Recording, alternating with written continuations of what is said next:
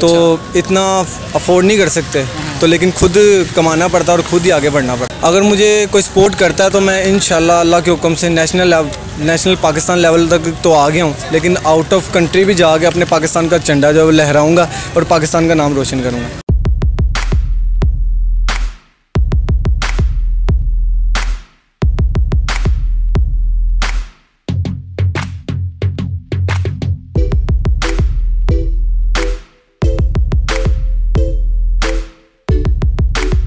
नाज़रीन, पाकिस्तान में टैलेंट की कोई कमी नहीं। मैदान कोई भी हो, नौजवान अपनी सलाहियतों का मुजाहरा करने के लिए हर कदम आगे रहते हैं।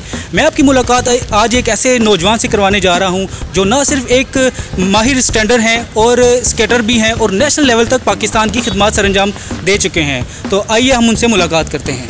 अस्सलाम वालेकुम। वालेकुम सलाम। क्या नाम है आपका? मोहम्मद अवैस। अवैस भाई, आप मुझे ये बताओ कि आपने ये बाकायदा सीखा है या आपको वैसे नेचुरल टैलेंट है आपका? नेशनल टैलेंट भी कह सकते हैं आप लोग, और सीखना तो लाजमी होता है, और मैंने प्रॉपर सीखी है स्केटिंग और अब तक यहाँ तक आया। आपने किस लेवल तक खेली है ये?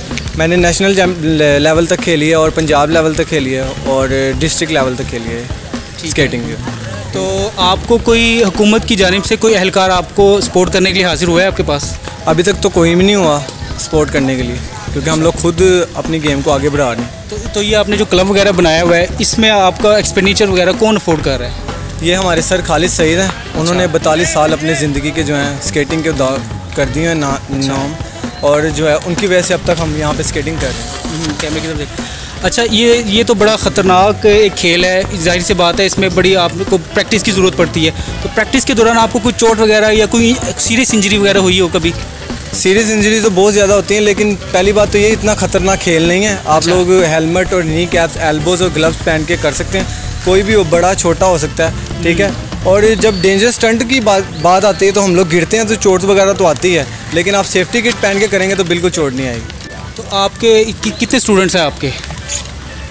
अब तो बता नहीं सकता आपको, मेरे ख्याल से 50 या 70 हो सकते हैं। किस एज से किस एज तक है? कम मैक्सिमम 5 to 15 तक।